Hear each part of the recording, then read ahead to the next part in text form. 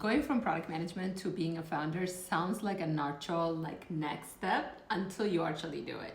The biggest surprise is not the skill set, it's actually the mindset.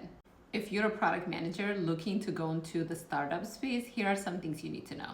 My name is Lilian Damariam and I'm a group product manager, and I went into the startup world, and now I am the founder of Mela AI, which is an AI life coach. So as a product manager, here are some of the things that you're already great at that's going to be directly transferable to being a founder. One is being able to identify an opportunity in the market, right? And being able to say, hey, there is a problem for a customer and we can solve it, and here are ways that we can solve it. You're probably really great at building a roadmap, prioritizing features, writing out user stories, working with designers, working with developers, working with marketing and sales to make sure that users are joining the product and actually using it. You're probably very analytical. All these things are really great skills to have and actually essential of being a founder, and a successful founder at that. While you may have the skill set, where you may have the opportunity actually is your mindset. Here are the biggest mindset shifts that you need to make as a product person going into the startup world. When you're in corporate, you actually have a budget of some sort, right? So yes, we still pitch our ideas and we need to be able to have resources allocated to the products that we're building. However, we already know that the company has some amount of money, right? So it's a matter of making sure that they see value in what we want to build and allocate some of the money to us. Whereas when you're a founder, you have no money. In most cases, you're not going to start off with any type of financial investment from anyone except for yourself.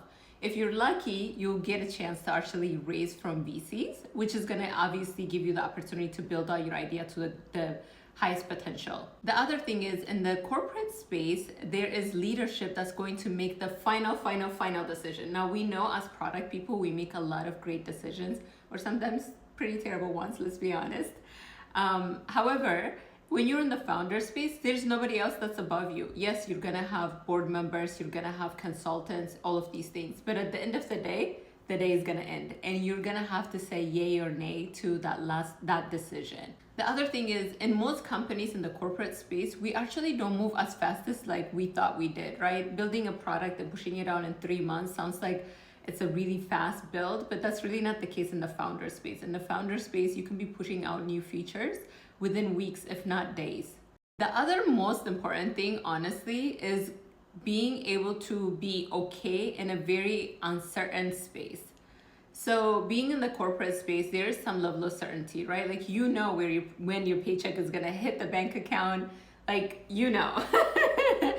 In the founder space, for a very long time, there's no paycheck. So are you gonna be okay as a person, not just as a founder, but as a person? Are you mentally strong enough to see your bank account going down every single week, every single month, or your credit, your debt increasing significantly week by week, and still believing in the idea, and you just keep on keeping on? These are some of the hardships of being a founder, coming from product management to the startup space. You have no money. You have to make these big decisions by yourself with less data, with less resources. And when it comes to things like operational items, like the HR side of things, hiring, legal, in the beginning stages, you either have to figure out how to pay for that, or you may have to actually take it upon yourself to do the work. So your job or your skill set needs to expand from not just being able to identify an opportunity, identify the right customer base and build a product for them, but now you have to be considerate of everything in regards to the company and how to make sure the company is good while building the right product. While I love what I do and I love being a full-time founder, here are some of the things that I wish I knew before jumping full-time.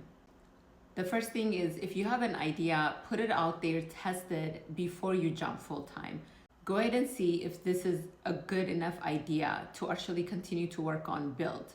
Have at least 6 to 12 months of runway. Financially, being able to take care of yourself is so important. And if your mental is focused on, do I have money to pay my mortgage or not, you're less likely to be successful because all that energy needs to be invested in your company. Finally, being a founder is 80% mindset and about 20% skill set. So yes, it's great that you are a product manager and you have a lot of transferable skills, but at the end of the day, you have to know that your mind has to be strong and you have to mentally be in it to win it. If you do decide to jump on and go on this journey, I would love to hear your story, so let me know in the comment. If you guys are interested in content like this, follow me because I'll continue to share more and more of everything that I've learned going from product management to founder and building an AI startup.